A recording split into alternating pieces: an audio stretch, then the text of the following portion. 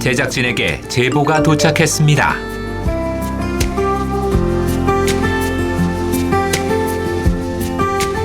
자세한 사연을 들어보기 위해 권 PD가 달려갔는데요.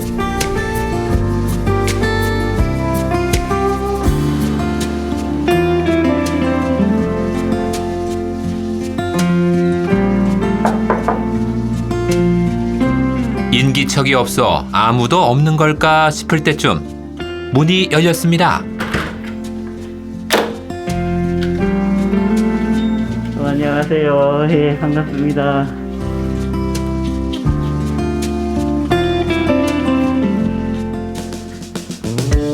제작진에게 도움을 요청한 것은 31살 원서연 씨였습니다. 청각장애인 서연 씨의 삶은 구름이를 만나기 전과 후로 나뉜다는데요.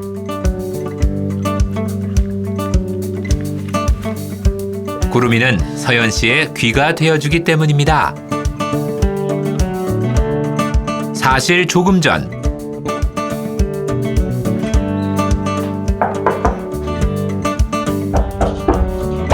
권 PD가 방문한 사실을 알려준 것도 구름이었습니다. 노크 소리에 반응한 구름이가 서연 씨를 문 쪽으로 이끈 건데요. 안녕하세요. 예, 반갑습니다. 구름이의 활약은 이뿐만이 아닙니다.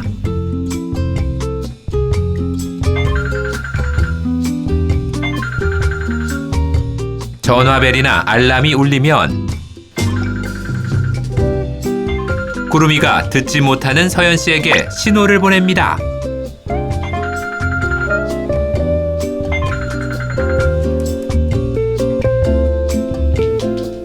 구름이와 서연 씨는 목소리 대신 손짓으로 소통한다는데요.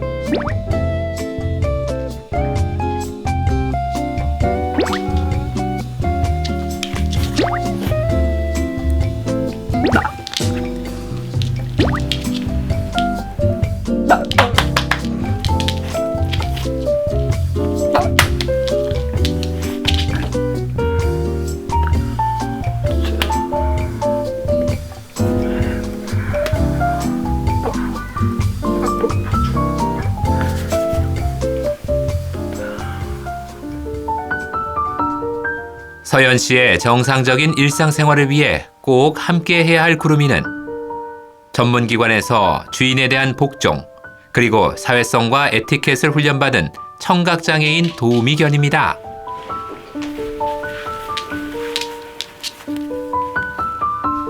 외출할 때는 꼭 이렇게 도우미견임을 알리는 조끼를 입고 등록증을 챙겨 나간다는데요. 그런데 웬일인지 서연 씨는 구름이와 외출 준비를 할 때마다 마음이 무겁다고 합니다.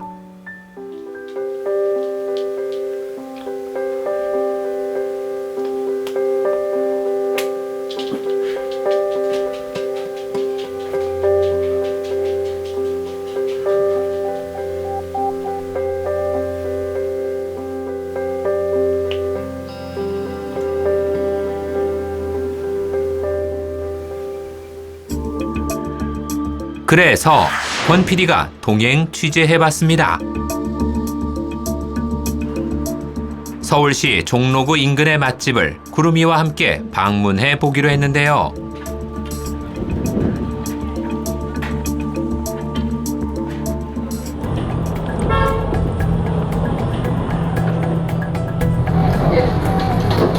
근데 강아지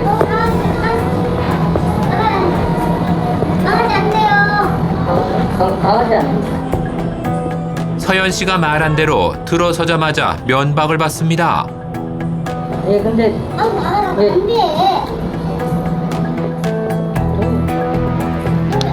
청각 장애인을 돕기 위해 정부로부터 인증받은 도우미견이라는 것을 알리기 위해 등록증을 꺼내 보였는데요. 이게 장애인 보조견이라서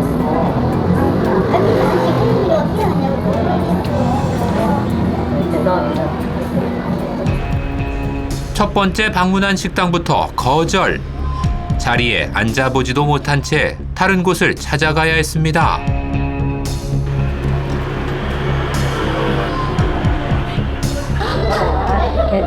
안 돼. 두 번째 식당에서도 입구에서 가로막혔는데요. 도우미견 등록증을 보여줬지만 안 된다는 말만 되풀이했습니다.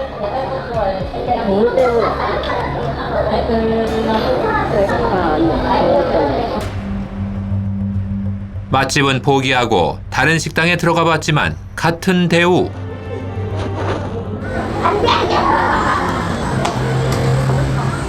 터기 때문에 아니 여기 주인 나 주인 아니야. 없어. 연이어 출입을 거부당한 구름이와 서연 씨. 손님으로서 식당에 들어가 식사를 하는 일이 서연 씨에겐 왜 이토록 어려운 걸까요?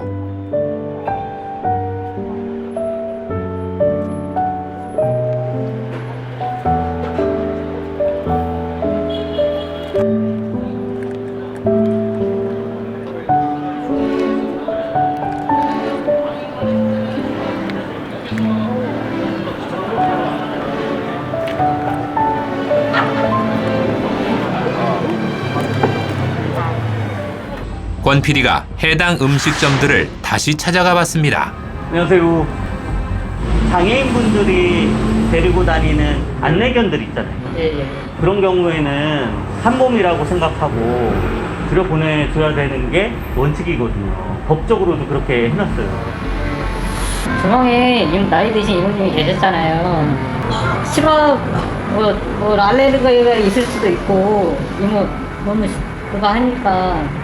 장애인 이거 보여줬는데 왜 안 된다고 그러셨던 거예요? 우리가 손님이 콜라하고 배가리가 몰리잖아요. 몰리면 사람 전화할 수 있는 시간이 없지. 왔는데 저희 식사 안 된다고 나가라고 하셨단 말이에요. 우리는 저기는 이제 손님들이 싫어했는데 손님들이 싫어하니까. 모두 손님들 때문이라는데 손님들의 생각은 어떨지 직접 물어봤습니다. 저는 일단 괜찮고요. 아마 제 생각에 일반적으로 다 거부감을 안 느낀 걸로 생각하는데요.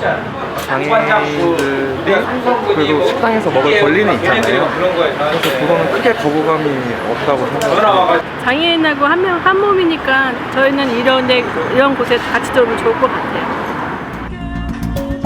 식사는 포기하고 갈증을 해소하기 위해 카페를 방문했습니다. 입구에서 저지당했던 식당들과는 달리 수월하게 착석할 수 있었는데요. 그런데 그때 저희 매장에 애완견 수입 금지거든요. 나가주시겠어요? 죄송합니다. 식당 주인의 반대에 구름이가 도우미견이라는 것을 알아챈 손님들이 거들어줍니다. 안내견은 아마 법적으로 네, 알겠습니다. 손님들의 도움을 받아 가까스로 앉을 수 있었는데요. 좀 손님들은 민폐 끼칠 수도 있고 좀 돌발 상황이 벌어질 수 있어가지고 그래서 안 된다고 했는데 이제 장애 보조견이라고 하셔가지고 그래가지고 법적으로도 된다고 알고 있어가지고. 서연 씨와 구름이는 이날 총 8곳의 식음료점을 방문했습니다. 4곳은 막무가내로 거절당했고 나머지 4곳은 도우미견 등록증을 보여주자 뒤늦게 입장을 허락해줬습니다. 절반이나 되는 곳에서 부당한 대우를 받아야 했는데요. 이를 막을 수 있는 규정은 없는 건지 살펴봤습니다. 현행법상 도우미견의 입장을 거부하는 것은 장애인 차별 행위로 금지하고 있습니다. 정당한 사유 없이 장애인과 도우미견의 출입을 막을 시 과태료 300만 원을 부과한다는 처벌 조항도 명시돼 있는데요. 국가가 장애인 보조견이 굉장히 보편적으로 잘 받아들여질 수 있도록 적극적으로 홍보하고 뭐 관련한 이제 내용에 대한 게시나 안내나 이런 것들을 이제 적극적으로 하도록 정부 부처 또 사회 전반 이런 부분들의 고민이 좀 많이 필요하죠. 현재 관련법이 많이 알려져 있지 않고 비장애인들의 인식이 부족하다고 합니다. 이런 인식 개선을 위해 신호탄을 올린 이가 있었는데요. 사상 첫 여성 시각장애인 국회의원 김예지 의원입니다.